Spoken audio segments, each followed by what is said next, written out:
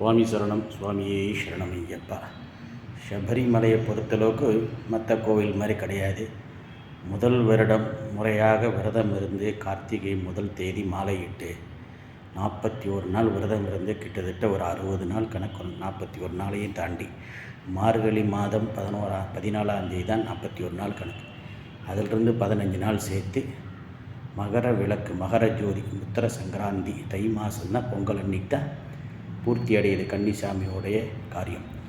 எப்படின்னு கேட்டேன்னா, விரதமாக மாலையிட்டு 2 நேரமும் சரணம் போட்டு கார்த்திகை போட்டு ஜோதி தரிசனம் பண்ணி பெருவழியில் நடந்து அங்கே ஐயப்பன் சமைக்கிற அத்தனை அடுப்புலையும் சாம்பல் எடுத்து நீராடி எச்சல் இட்டு அந்த எச்சலை எடுத்து பிறண்டு பம்பையில் விளக்கு விட்டு மகர ஜோதி பார்த்து 18 படி ஏறி தரிசனம் பண்ணால் தான் ஒரு வருஷம் கணக்கு. அப்படியாக ஒவ்வொரு வருஷமும் போனால் தான் வருஷ கணக்கு. மற்றவங்க மாதிரி ஒரு சிலவங்க மாதிரி 3 நாள் மாலையை போட்டு இந்த வருஷம் நான் போயிட்டு வந்துட்டேன், இது 5ஆவது வருஷம் 6ஆவது வருஷம் அப்படின்னு கணக்கில். எப்போ எப்படி போனாலுமே பம்பையிலிருந்து சன்னிதானம் போகிறது பெருவழி கணக்கு வராது. பெருவழி கார்த்திகை மாதம் மாலையிட்டு போகிறது தான் கணக்கு. அதனால் முடிந்த அளவுக்கு சபரிமலைக்கு அப்படி தான் போகணும். ஒரு சிலவங்க இப்போ என்ன பண்ணுன்னா இருமுடி கட்டாமல் போகிறாங்க, அதுவும் ரொம்ப தவறு.